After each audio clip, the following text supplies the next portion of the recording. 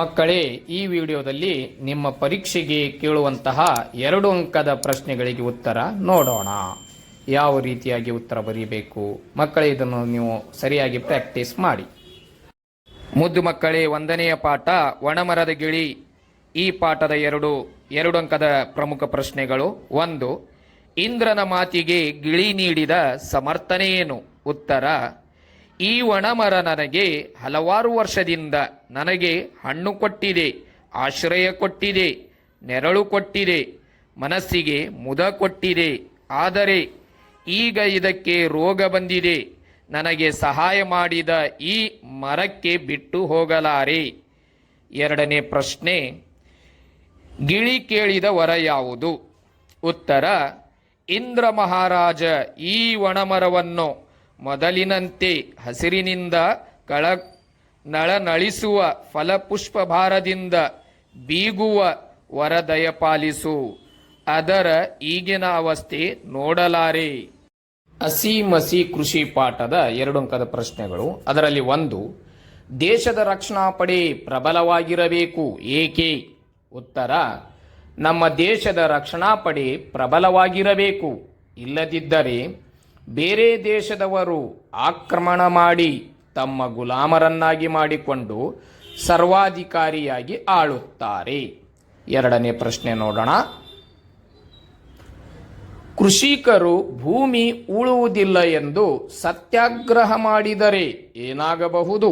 ಉತ್ತರ: ಕೃಷಿಕರು ಸತ್ಯಾಗ್ರಹ ಮಾಡಿದರೆ ನಾವು ಯಾವುದೇ ಕಾರ್ಖಾನೆಯಿಂದ ಟೊಮ್ಯಾಟೊ, ತರಕಾರಿ, ಅಕ್ಕಿ, ರಾಗಿ ಪಡೆಯಲು ಸಾಧ್ಯವಿಲ್ಲ. ರೈತರ ಶ್ರಮ ಬೇಕೇ ಬೇಕು.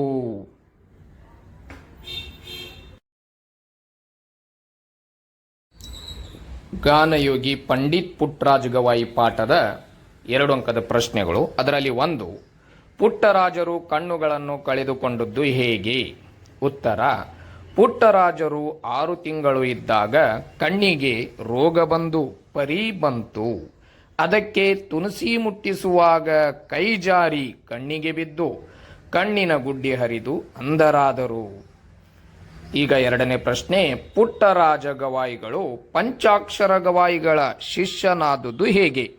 ಉತ್ತರ: ಪಂಚಾಕ್ಷರ ಗವಾಯಿಗಳ ಸಂಚಾರಿ ಸಂಗೀತ ಪಾಠಶಾಲೆ ಒಮ್ಮೆ ಗವಿಮಠಕ್ಕೆ ಬಂದಾಗ ಮಾವನವರೊಂದಿಗೆ ಹೋಗಿ ಶಿಷ್ಯರಾದರು.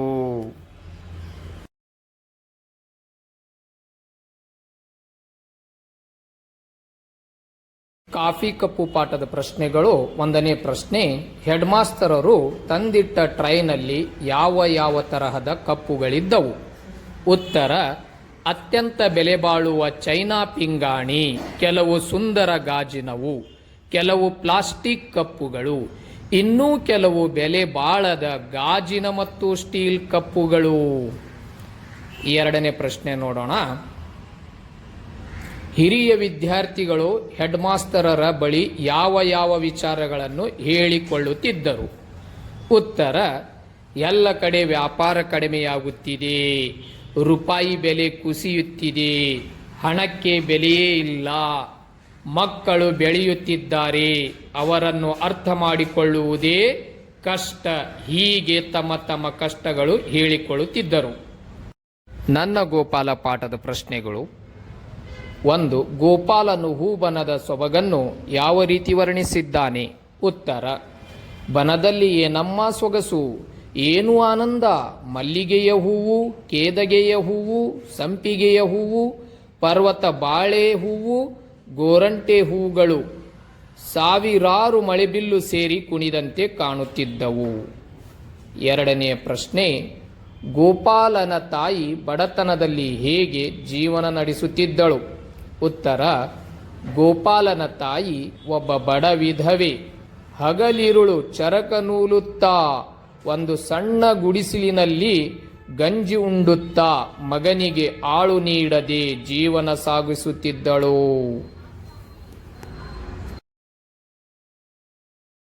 ಸೌಜನ್ಯ ಪಾಠದ ಪ್ರಶ್ನೆಗಳು. 1. ಸಮಾಜ ಜೀವನದ ಪ್ರಧಾನ ಲಕ್ಷಣ ಯಾವುದು? ಉತ್ತರ: ಒಬ್ಬರು ಇನ್ನೊಬ್ಬರ ಬಳಿ ಹೋಗುವುದು. ರೋಗಿ ವೈದ್ಯರ ಬಳಿ, ಅಂಗಡಿಗೆ ಗ್ರಾಹಕ, ವಕೀಲರಲ್ಲಿ ಕಕ್ಷಿದಾರ, ಟಿಕೆಟ್ ಕೇಳಲು ಕಂಡಕ್ಟರ್ ಬಳಿ ಹೋಗುವುದು. ಈಗ ಎರಡನೇ ಪ್ರಶ್ನೆ ನೋಡೋಣ. ಸೌಜನ್ಯದ ವರ್ತನೆಯ ಗುರುತುಗಳು ಯಾವುವು?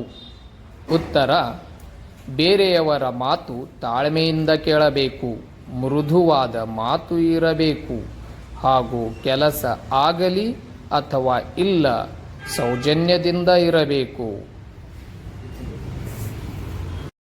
ಗಂಗೆಯಲ್ಲಿ ದೀಪಮಾಲೆ ಪಾಠದ ಪ್ರಶ್ನೆಗಳು. ಒಂದನೇ ಪ್ರಶ್ನೆ: ಹರಿದ್ವಾರವನ್ನು ಲೇಖಕರು ಹೇಗೆ ವರ್ಣಿಸಿದ್ದಾರೆ? ಉತ್ತರ: ಎರಡೂ ಬದಿ ಎತ್ತರದ ಮನೆಗಳು, ಇಕ್ಕಟ್ಟಾದ ಬೀದಿಗಳು, ಸಣ್ಣ ಸಣ್ಣ ಗುಡಿಗಳು, ಆಶ್ರಮಗಳು, ಧರ್ಮಶಾಲೆಗಳು ಕಾಣುತ್ತಿದ್ದವು. ನೋಡಿ, ಈಗ ಈ ಪಾಠದ ಎರಡನೇ ಪ್ರಶ್ನೆ ನೋಡೋಣ. ಮಹಾಭಾರತದಲ್ಲಿ ಗಂಗಾದ್ವಾರದ ಬಗ್ಗೆ ಉಲ್ಲೇಖನಗೊಂಡಿರುವ ಪ್ರಸಂಗಗಳನ್ನು ತಿಳಿಸಿ. ಉತ್ತರ: ಪ್ರದೀಪನು ಇಲ್ಲಿ ತಪಸ್ಸು ಮಾಡಿದನು, ದ್ರೋಣಾಚಾರ್ಯರು ಇಲ್ಲಿ ಹುಟ್ಟಿದರು, ಅರ್ಜುನ ಇಲ್ಲಿ ಕೆಲಕಾಲ ತಂಗಿದನು, ಹಾಗೂ ನಾಗಲೋಕ ಕನ್ಯೆ ಉಲೂಪಿ ಇಲ್ಲಿ ಮೋಹಗೊಂಡಳು. ಪಂಪಾ ತೀರದ ಪುಷ್ಪಗಳು ಪಾಠದಲ್ಲಿನ ಪ್ರಶ್ನೆ. ಮಾನವೀಯ ಸಂಸ್ಕೃತಿಯಲ್ಲಿ ಹೂವು ಯಾವುದರ ಪ್ರತೀಕವಾಗಿದೆ? ಮಾನವೀಯ ಸಂಸ್ಕೃತಿಯಲ್ಲಿ ಹೂವು ಯಾವುದರ ಪ್ರತೀಕವಾಗಿದೆ? ಉತ್ತರ: ಮುಗ್ಧತೆ, ಮಧುರತೆ, ಸೌಂದರ್ಯ, ಪವಿತ್ರ, ಭಕ್ತಿ, ಶ್ರದ್ಧೆ, ಪ್ರೀತಿ, ಶಾಂತಿಗಳ ಪ್ರತೀಕವಾಗಿದೆ. ಎರಡನೆಯ ಪ್ರಶ್ನೆ: ವಾಲ್ಮೀಕಿಯು ಹೂವುಗಳ ಹುಟ್ಟು ಹೇಗೆ ಬಣ್ಣಿಸಿದ್ದಾನೆ? ಉತ್ತರ: ಹೂವು ಅತ್ಯಂತ ಹೃದಯಂಗಮವಾಗಿದೆ, ಚೆಲುವಿನ ನಗೆ, ಒಲುವಿನ ಕಂಬನಿ ಹೂ ಆಗಿ ಅರಳಿದೆ ಎಂದಿದ್ದಾರೆ. ವಚನಗಳು ಪದ್ಯದ ಪ್ರಶ್ನೆಗಳು. ಒಂದನೇ ಪ್ರಶ್ನೆ: ಲೋಕದಲ್ಲಿ ಕೇಳಿಬರುವ ಸುತ್ತಿ ನಿಂದನೆಗಳನ್ನು ಅಕ್ಕ ಮಹಾದೇವಿ ಯಾವುದಕ್ಕೆ ಹೋಲಿಸಿದ್ದಾರೆ? ಉತ್ತರ: ಬೆಟ್ಟದ ಮೇಲೆ ಮನೆಯ ಮಾಡಿ ಪ್ರಾಣಿಗಳಿಗೆ ಹೆದರಬಾರದು, ಕಡಲ ತೀರ ಮನೆ ಮಾಡಿ ನೊರೆ ತ್ವರೆಗಳಿಗೆ ಹೆದರಬಾರದು, ಸಂತೆಯಲ್ಲಿ ಮನೆ ಮಾಡಿ ಗದ್ದಲಕ್ಕೆ ಹೆದರಬಾರದು. ಎರಡನೇ ಪ್ರಶ್ನೆ ನೋಡೋಣ. ಬಸವಣ್ಣನವರು ದೇಹವೇ ದೇಗುಲ ಎಂಬ ಕಲ್ಪನೆಯನ್ನು ಹೇಗೆ ವರ್ಣಿಸಿದ್ದಾರೆ? ಉತ್ತರ: ಆಸ್ತಿ ಅಂತಸ್ತು ಇದ್ದವರು ದೇವಾಲಯ ಮಂದಿರ ಕಟ್ಟುತ್ತಾರೆ, ನಾನು ಬಡವ, ನಾನು ದೇವಾಲಯ ಕಟ್ಟಲು ಆಗುವುದಿಲ್ಲ, ನನ್ನ ಕಾಲೇ ಕಂಬ, ದೇಹವೇ ದೇಗುಲ, ಶಿರವೇ ಕಳಸ ಎಂದಿದ್ದಾರೆ. ಹಕ್ಕಿಗೂಡುಗಳ ನಿಗೂಢ ಜಗತ್ತು ಪಾಠದಲ್ಲಿನ ಒಂದನೇ ಪ್ರಶ್ನೆ: ಹಕ್ಕಿಗಳು ಗೂಡು ಎಲ್ಲೆಲ್ಲಿ ಕಟ್ಟಬಲ್ಲವು? ಉತ್ತರ: ಮರದ ತುದಿ, ಕಗ್ಗತ್ತಲ ಕಣಿವೆ, ಬಿಲ, ದೀಪ, ನಿಬಿಡವನ ಶ್ರೇಣಿ ಹಾಗೂ ಧ್ರುವ ಪ್ರದೇಶಗಳಲ್ಲಿ. ಎರಡನೇ ಪ್ರಶ್ನೆ ನೋಡೋಣ. ಹಕ್ಕಿಗಳು ಗೂಡು ನಿರ್ಮಿಸುವ ಉದ್ದೇಶವೇನು? ಉತ್ತರ: ಮುಖ್ಯವಾಗಿ ರಕ್ಷಣೆಗಾಗಿ, ಶೀತಗಾಳಿ, ಬಿರುಗಾಳಿ, ಮಳೆ, ಪ್ರವಾಹ ವಿರುದ್ಧ ಹೋರಾಡಲು, ಮೊಟ್ಟೆ ಮರಿಗಳನ್ನು ರಕ್ಷಿಸಲು, ಬೇಟೆಗಾರರಿಂದ ರಕ್ಷಣೆ ಪಡೆಯಲು ಗೂಡು ಬೇಕು. ಈ ಪಾಠದ ಮೂರನೇ ಪ್ರಶ್ನೆ.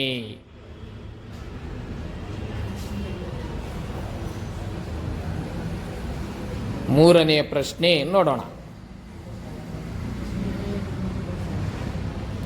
ನೀಲಿ ಸಾಮ್ರಾಟ ಹಾಗೂ ಸಗ್ಗದಕ್ಕಿ ಗೂಡುಗಳ ವಿಶೇಷತೆ ಏನು? ಉತ್ತರ: ನೀಲಿ ಸಾಮ್ರಾಟ ಹಾಗೂ ಸಗ್ಗದಕ್ಕಿ ತಮ್ಮ ಗೂಡುಗಳನ್ನು ಎರಡು ಒಣ ಕಡ್ಡಿಗಳ ನಡುವೆ ದುಂಡಾಗಿ ಬಟ್ಟಲಾಕಾರದಲ್ಲಿ ಕಟ್ಟುತ್ತವೆ. ಇದು ನಮ್ಮ ಭಾರತದ ಪಕ್ಷಿಗಳಿಗೆ ಉದಾಹರಣೆ. ನೀಲಿ ಸಾಮ್ರಾಟ ಹಾಗೂ ಸಗ್ಗದಕ್ಕಿ ತಮ್ಮ ಗೂಡು ಯಾವ ರೀತಿ ಕಟ್ತವೆ ಅನ್ನೋದಕ್ಕೆ ಉದಾಹರಣೆ.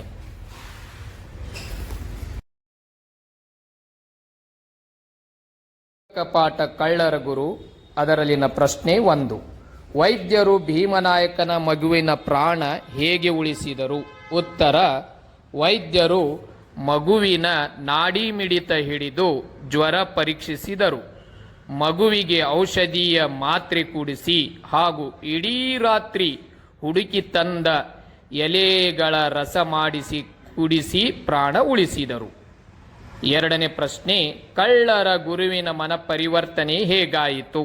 ಉತ್ತರ, ನೋಡು ಭೀಮಣ್ಣ, ಕಾಯುವ ಕೆಲಸ ದೇವರ ಕೆಲಸ, ಕೊಲ್ಲುವ ಕೆಲಸ ರಾಕ್ಷಸರ ಕೆಲಸ. ಕಾಯುವ ಕೆಲಸಕ್ಕಾಗಿ ಮನಮುಟ್ಟಿ ದುಡಿದರೆ ದೇವರ ಸಹಾಯ ಇದ್ದೇ ಇರುತ್ತದೆ ಎಂಬ ಮಾತಿನಿಂದ ಭೀಮನಾಯಕನ ಮನಸ್ಸು ಪರಿವರ್ತನೆ ಆಯಿತು. ಮೂಡಲ್ ಕುಣಿಗಲ್ ಕೆರೆ ಪದ್ಯದ ಪ್ರಶ್ನೆಗಳು. ಒಂದನೇ ಪ್ರಶ್ನೆ, ಕುಣಿಗಲ್ ಕೆರೆ ನೋಡುವವರಿಗೆ ಹೇಗೆ ಕಾಣುತ್ತಿದೆ? ಉತ್ತರ, ಕುಣಿಗಲ್ ಕೆರೆ ತುಂಬ ವೈಭವವಾಗಿ ಸಂತೆ ಹಾದಿಯಲ್ಲಿ ಕಲ್ಲು ಕಟ್ಟೆಯಿಂದ ಸುಂದರವಾಗಿ ನಿರ್ಮಿತವಾಗಿದೆ. ಬಾಳೆಹಣ್ಣಿನಂತೆ ಬಣ್ಣದ ಸೀರೆ ತುಂಬಿದ ನಿಂಬೆ ಹಣ್ಣಿನಂತೆ ಕಾಣುತ್ತಿದೆ.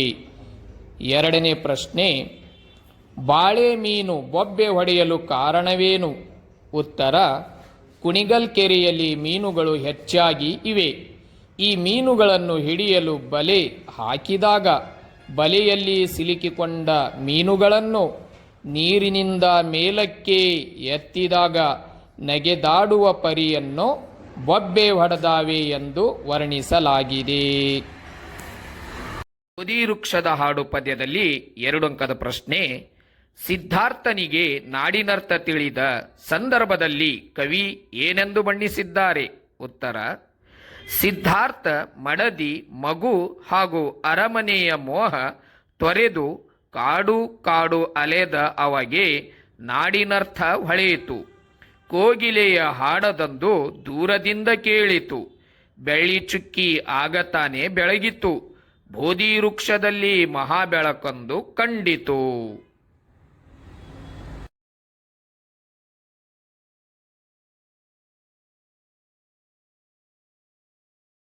ಮುದ್ದು ಮಕ್ಕಳೇ, ಸವಿಚೈತ್ರ ಪದ್ಯದಲ್ಲಿ 2 ಅಂಕದ ಪ್ರಶ್ನೆಗಳು.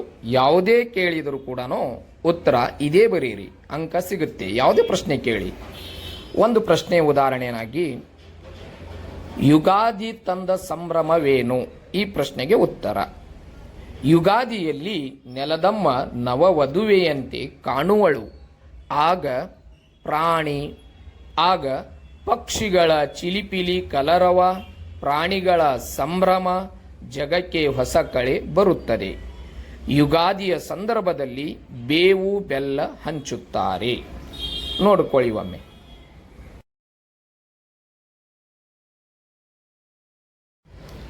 ನಿಟ್ಟೋಟದಲ್ಲಿ ಹಾಯ್ದನೋ ಬಿಟ್ಟ ಮಂಡೆಯಲ್ಲಿ. ಈ ಪದ್ಯದಲ್ಲಿ ಯಾವುದೇ 2 ಅಂಕದ ಪ್ರಶ್ನೆಯನ್ನು ಕೇಳಿದರೆ ಇದೇ ಉತ್ತರವನ್ನು ನೀವು ಬರೀಬಹುದು, ನಿಮಗೆ ಅಂಕ ಸಿಗುತ್ತೆ. ಯಾವುದೇ ಪ್ರಶ್ನೆ ಕೇಳಿ. ಅದಕ್ಕೆ ಒಂದು ಪ್ರಶ್ನೆಯನ್ನು ನಾನು ಉದಾಹರಣೆ ತೆಗೆದುಕೊಂಡಿದ್ದೇನೆ. ಪ್ರಶ್ನೆ, ಕಾದು ನಡೆ ಎಂದು ಅರ್ಜುನನು ಉತ್ತರನನ್ನು ಏಕೆ ಒತ್ತಾಯಿಸಿದನು? ಉತ್ತರ, ಸಮುದ್ರದಂತಿರುವ ಕೌರವನ ಸೇನೆಗೆ ಹೆದರಿ ಉತ್ತರನು ಓಡುವಾಗ ಅರ್ಜುನ ತಡೆದು ಅರಮನೆಯ ನಾರಿಯರ ಮುಂದೆ ಬಡಾಯಿ ಮಾಡಿಕೊಂಡೆ, ನಾಡ ನರಿಯ ಹಾಗೆ ಓಡುತ್ತಿರುವೆ, ಕಾದು ನಡೆ ಎಂದು ಹೇಳಿದ. ಮಕ್ಕಳೇ, ಸದ್ದು ಮಾಡಿದರು ಪದ್ಯದಲ್ಲಿ 2 ಅಂಕದ ಪ್ರಶ್ನೆ. ಯಾವುದೇ ಕೇಳಿದರೂ ಉತ್ತರ ಇದರಲ್ಲಿ ನೀಡುವಂತಹ ಅದೇ ಉತ್ತರ ಬರೆಯಿರಿ. ನಾನು ಒಂದು ಪ್ರಶ್ನೆಯನ್ನು ಉದಾಹರಣೆ ತೆಗೆದುಕೊಂಡಿದ್ದೇನೆ. ಅದರಲ್ಲಿ ಯಾವುದೇ ಪ್ರಶ್ನೆ ಕೇಳಿದರೆ ಉತ್ತರ ಇದೇ ರೀತಿಯಾಗಿ ಬರೆಯಿರಿ. ಕೂಗಾಟದ ಬದುಕು ಕವಿ ನಿಷ್ಪ್ರಯೋಜಕ ಎಂದು ನೀಡಿದ ನಿದರ್ಶನಗಳಾವವು? ಉತ್ತರ, ಕೂಗಾಡಿ ಹಾರಾಡಿ ಫಲವಿಲ್ಲ, ಅದು ಹಸಿ ಸೌದೆಯಂತೆ, ದೀಪದ ಎದುರಿಗೆ ಕತ್ತಲು ಸರಿಯುವಂತೆ, ಕರ್ಪೂರ ಮೌನದಲ್ಲಿ ಕರಗುವಂತೆ, ಇಬ್ಬನಿ ಮಾಯವಾಗುವಂತೆ ನಮ್ಮ ಕೆಲಸ ಶಾಂತಿಯಿಂದ ಮಾಡಬೇಕು. ಮಕ್ಕಳೇ, ಗುರಿ ಪದ್ಯದಲ್ಲಿ 2 ಅಂಕದ ಯಾವುದೇ ಪ್ರಶ್ನೆ ಕೇಳಿದರೆ ಉತ್ತರ ಇದೇ ಬರೆಯಿರಿ. ಪ್ರಶ್ನೆ, ಜೀವನದಲ್ಲಿ ಒಂದೇ ಗುರಿ ಇರಬೇಕೆಂದು ಕವಿ ನೀಡಿದ ನಿದರ್ಶನಗಳಾವವು? ಉತ್ತರ, ಜೀವನದಲ್ಲಿ ಹಲವು ಸಾಧ್ಯಗಳು ಬರುತ್ತವೆ, ಆದರೆ ನಾವು ಒಂದು ಬಾಣದಿಂದ ಒಂದೇ ಗುರಿ ಇರುವಂತೆ, ದೇಹದಲ್ಲಿ ಒಂದೇ ಆತ್ಮ ಇರುವಂತೆ, ಜೀವನದಲ್ಲಿ ಒಂದೇ ಹೆಗ್ಗುರಿ ಇರಬೇಕು. ಅದರ ಸಾಧನೆಗಾಗಿ ಹಗಲಿರುಳು ಹೋರಾಡಬೇಕು.